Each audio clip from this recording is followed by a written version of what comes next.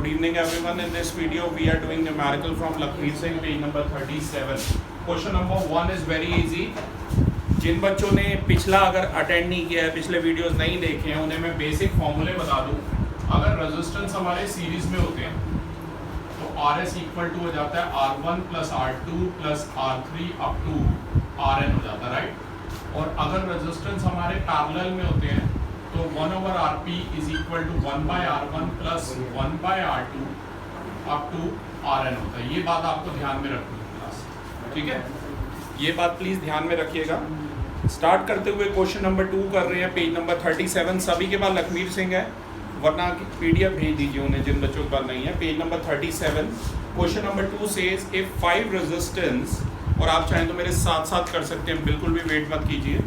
If 5 resistance each of value 0.2 ohm are connected in series, what will be the resultant resistance? बेटा 5 resistance है हमारे पास, इन्हें नाम दीजिए R1, R2, R3, R4 और R5. बेटा जूम इन कर लेना अच्छे से इसमें. इन पांचों की वैल्यू कितनी दे रखी है? 0.2 ओम दे रखी है. और हमें क्या चाहिए? Resultant resistance. और ये पांचों सीरीज में है. और अगर बेटा ये पांचों सीरीज में है तो RS क्या हो जाएगा? RS हो जाएगा R1 plus R2 plus R3 plus R4 plus R5, right. आप सभी को पता है 5 रेजिस्टेंस अगर सीरीज में होंगे तो जो रिजल्टेंट टोटल रेजिस्टेंस है बेटा वो ये हो जाएगा. अब आप इनको ऐड कर लीजिए, ये हो जाएगा 0.2 प्लस 0.2 प्लस 0.2 प्लस 0.2 प्लस 0.2. तो बताइए आंसर क्या आएगा बेटा? 1 ओम, राइट. ठीक है. तो 0.2 को अगर आप 5 टाइम ऐड करेंगे तो आंसर कितना आ जाएगा? 1 ओम आ जाएगा. आप ऐसे जूम इन करना कि रीड किया जाए उसमें से. ओके, नेक्स्ट क्लास एक क्वेश्चन, मैं सिर्फ इंपॉर्टेंट क्वेश्चन ही ले रहा हूँ, इजी क्वेश्चन आप खुद कर सकते हैं, ठीक है ना. जैसे कि क्वेश्चन नंबर 7 देखिए. What possible values of resultant resistance one can get by combining two resistances, one of value 2 ohm and another of value 6 ohm? कितना इजी क्वेश्चन है. एक रेजिस्टेंस हमें दिया हुआ है 2 ohm और एक दिया हुआ है हमें 6 ohm. तो आपको हमें ये बताना है ये 2 ohm और 6 ohm वाले रेजिस्टर से हमें क्या वैल्यूज मिल सकती हैं, ठीक है. तो अगर आप इनको सीरीज में लगाते हैं बेटा तो RS क्या होगा? R1 plus R2. आप सभी को पता है अगर दो रेजिस्टर हमारे सीरीज में है तो RS क्या हो जाएगा? R1 प्लस R2, यानी कि और 1/RP क्या होगा? 1/RP होगा 1/R1 प्लस 1/R2. इसे सॉल्व कीजिए तो ये हो गया 1/2 प्लस 1/6. LCM आया 6, तो ये आ गया 4/6 यानी कि 2/3. अब बेटा इसे सॉल्व करने की ट्रिक देख लो साथ साथ, ठीक है. अगर 1/RP 2/3 आया है तो बताओ RP क्या आ जाएगा? RP कितना आएगा? 3/2 आ जाएगा. Simple as that. तो फाइनल आंसर हमारा कितना हो गया? 1.5 ओम हो गया. मैं पहले बता रहा हूँ कि साइंस में कोई ऐसा नहीं होता बेसिक या हार्ड पेपर, ऐसा कुछ भी नहीं. बेसिक या स्टैंडर्ड ऐसा कुछ नहीं होता. और ये एक्सरसाइज का एक एक क्वेश्चन जरूर करके जाना, क्योंकि सबसे ज़्यादा चांसेस पिछले 4-5 साल से अगर क्वेश्चन आ रहा है तो वो इसी एक्सरसाइज में से आ रहा है, राइट. तो और पूरे चैप्टर से कहीं से न्यूमेरिकल करो ना करो, इस एक्सरसाइज से जरूर करके जाना, ठीक है. क्वेश्चन नंबर 9 से समझने की कोशिश करते हैं. क्वेश्चन नंबर 9 में बेटा एक फिगर दिया हुआ है ऐसे, एक तो ए पार्ट दिया हुआ है, इन्होंने बॉक्स बना रखा है, उससे आप कंफ्यूज मत होना. आप ऐसे भी बना सकते हो. ये R1 है 10 ओम और ये देखिए दो रजिस्टर हैं जो कि पैरेलल में लगे हुए हैं. एक की वैल्यू यहाँ पर है 10 ओम और एक की वैल्यू 1000 ओम. ध्यान दीजिए.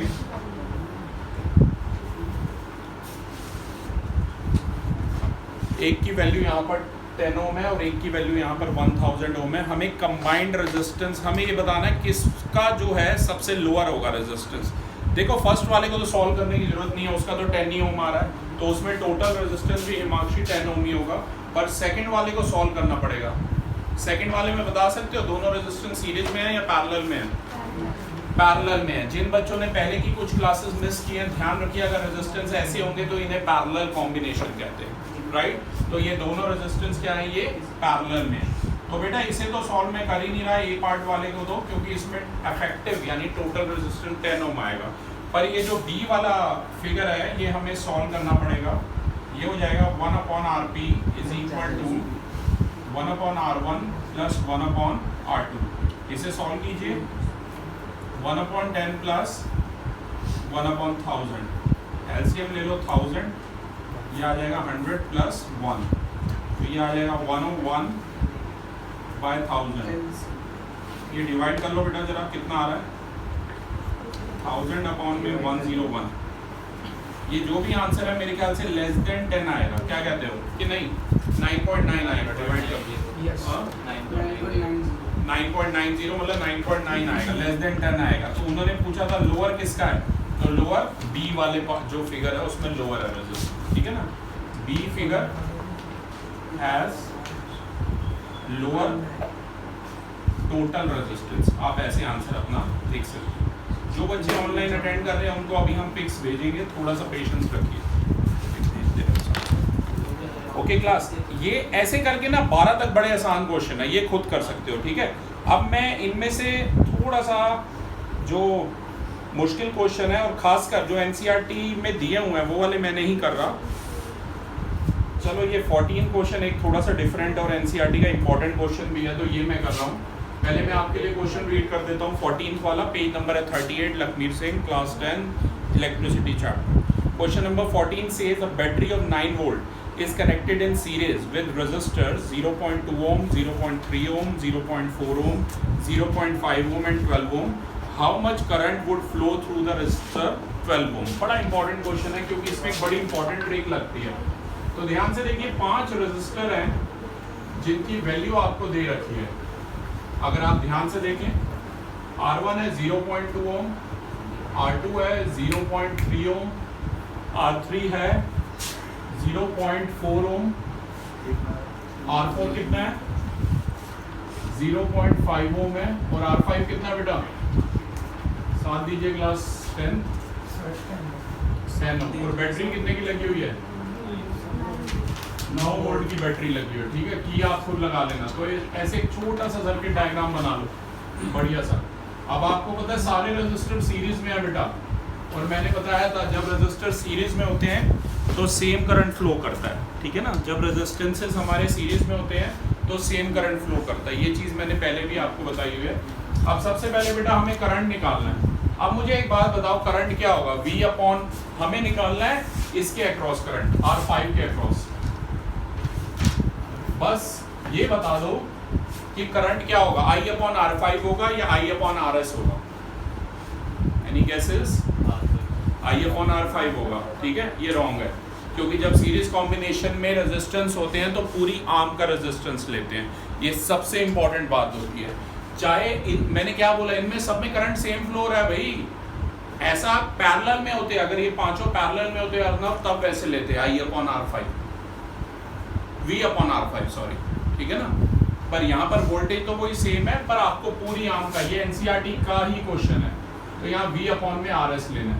V है 9, अगर RS आप डायरेक्टली कैलकुलेट कर सके, वरना मुझे ये पांचों रेजिस्टर सीरीज में हैं तो मैं साफ, आपको पता है सीरीज में क्या होता है, रेजिस्टेंसेस ऐड हो जाते हैं। तो टोटल RS क्योंकि पांचों सीरीज में है, क्या होगा, R1 plus R2 plus R3 plus R4 plus R5। R1 है 0.2, ऐड करो भाई, जल्दी से बताओ ऐड करके क्या आ रहा है।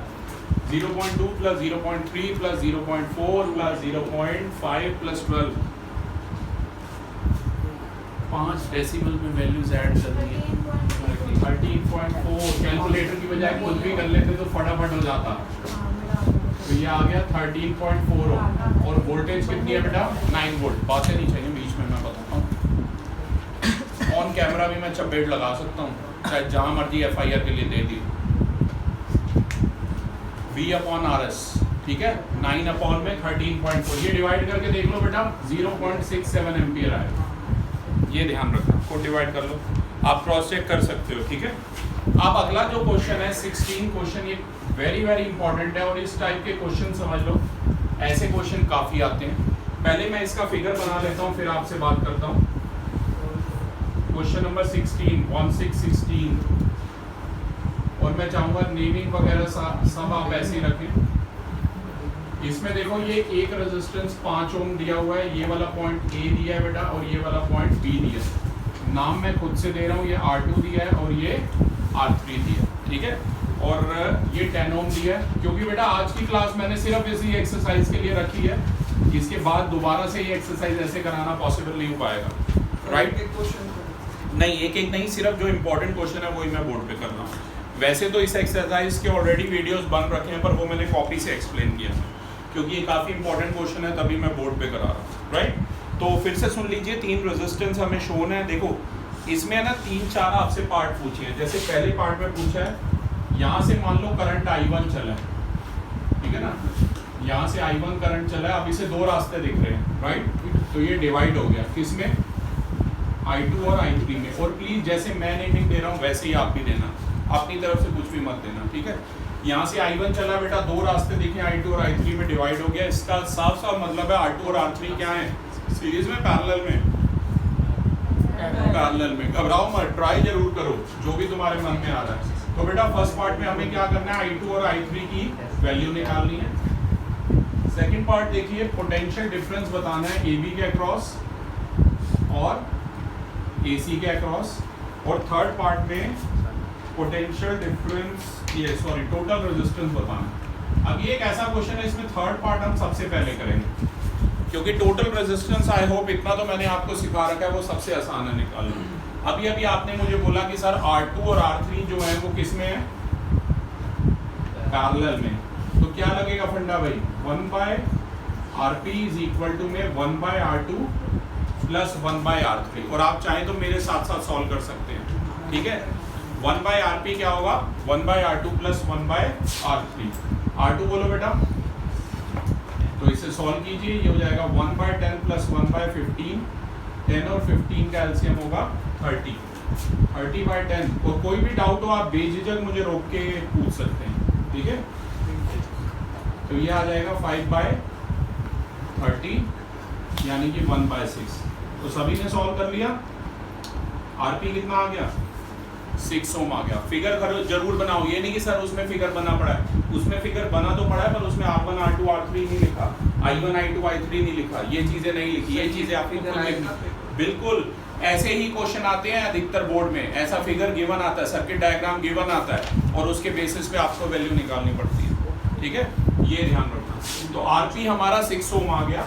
अब इसी का सर्किट डायग्राम को थोड़ा और मॉडिफाई करते हैं। देखो R1 तो वही है 5 ओम, और ये जो R2 और R3 सॉल्व करके क्या आ गया, RP आ गया। और अब आप मुझे बताओ आपको कैसे लग रहे हैं, R1 और RP सीरीज में लग रहे हैं कि कैसे लग रहे हैं, क्लास 10 सीरीज में लग रहे हैं। तुम घबराते क्यों, ऊंचा बोलो करो, कोई दिक्कत नहीं है, गलती होगा ज़्यादा, ठीक है।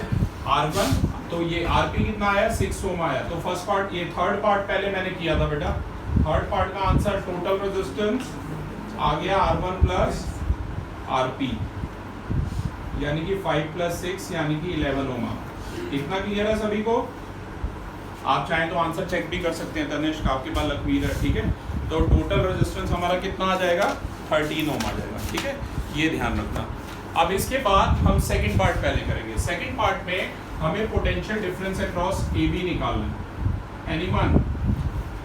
मैंने बार बार बोला लगेगा तो V is equal to IR, पर आपको ये देखना है कि AB के अक्रॉस करंट क्या फ्लो हो रहा है और AB के अक्रॉस रेजिस्टेंस क्या है। स्कूल में शायद टीचर ऐसे वाले नहीं कराएंगे, वो NCERT कराते रहते हैं, आई नो दैट, पर इसका क्वेश्चन इस टॉपिक का सीरीज और पैरेलल पे कहीं से भी आ सकता है। तो सिर्फ NCERT के क्वेश्चंस पे डिपेंडेंट मत रहना, सिर्फ आपके ये सीरीज और पैरेलल के जो स्किल्स हैं वो सही होने चाहिए, राइट।